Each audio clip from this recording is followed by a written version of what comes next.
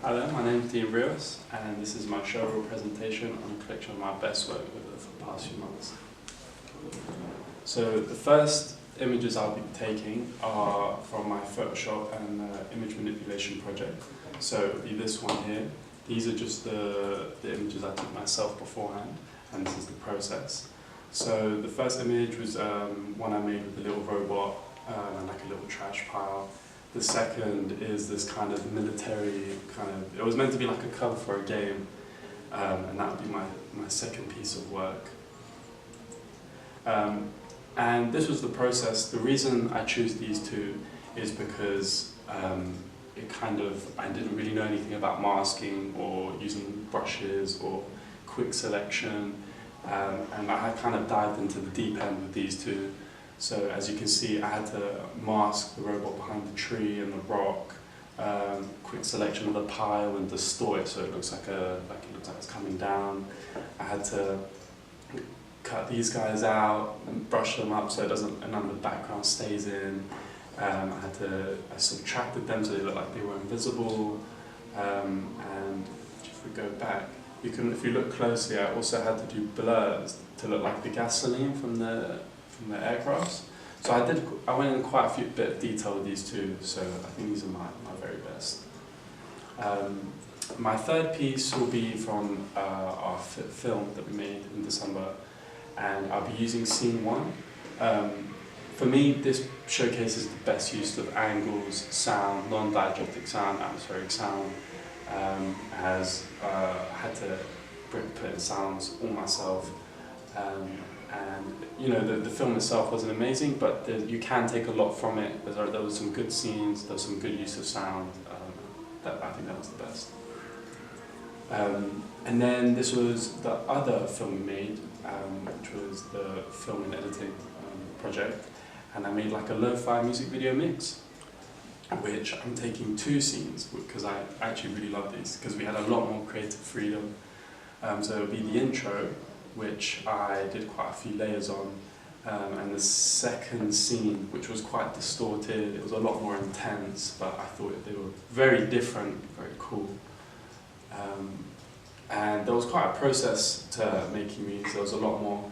I had like a distortion effect on so I originally took pictures of these fish, and I had like a distortion effect, so they kind of shine. I had waves in the background to kind of go with the sea vibe, and I also had my film here that I had cut, so I increased the speed.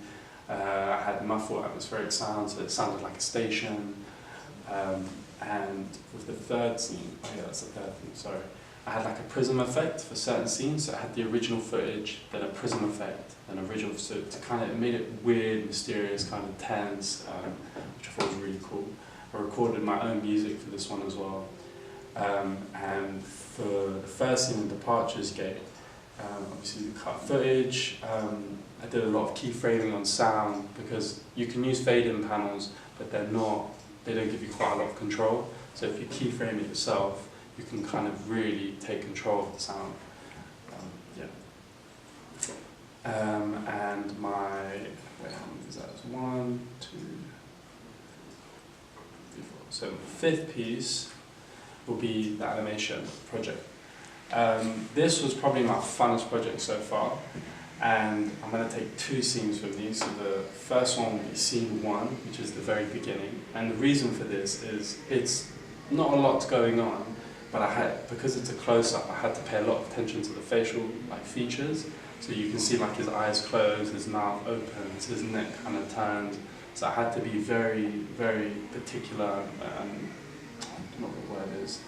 And then with the 16, this was quite hard to do, because I had two. I didn't just have the raptor. I had another object. I had like a snake and the raptor, and then they had to kind of go around each other, and then the movement was really hard to do, but surprisingly this was probably the smoothest scene I've done so far. It looked very good, the camera didn't move. So I'd say this scene I'm the most proud of, because I think the scene was shot very well. Scene 1 particularly, because I like the attention that it shows that I paid to the actual clay itself. So yeah. And so as you can see, this is the process. It's like merging all the clips into film, the green screen of the forest. I added like trees and insects to kind of give that prehistoric vibe. Obviously this one I had self-recorded my own voice as the raptor's thoughts. There was non-diegetic sounds, so the walking of the raptor. And yeah, this was probably the funnest one for me. Obviously, I have my ident, so I used After Effects to make this, and I used sort of a Japanese font because I kind of have a fascination with Japanese culture. I do love animation, and that's something I've kind of come to love over the past few months. So I kind of used a bit of masking here, and yeah. And then these would be my last two pieces, so this would be from my reportage photography. For me, I really love these because I feel like you can, it says a lot more in the image, and especially as someone who wants to make games in the future, I think for me, taking this picture of like these two birds, it says a lot more, and you can kind of create, like, this could be a talking pigeon who longs to go home or something. You can create stories just from one image, and yeah, for me photography was a good outlet and a good way to kind of create things in my head and kind of channel that properly. That's it. Great. So a couple of quick questions for you. What you've done is that you've done a really good job at explaining the process that you went through for all of these things, yeah? You've used text, you've used image, you know, you've verbalized it as well. How can you do that in the actual show reel though? Because you've got 2 minutes, haven't you? So for example, going back to your digital image manipulation right at the very beginning, you explained all the various things you had to do. Have you thought about how you can do that without just putting text up to explain what you're doing?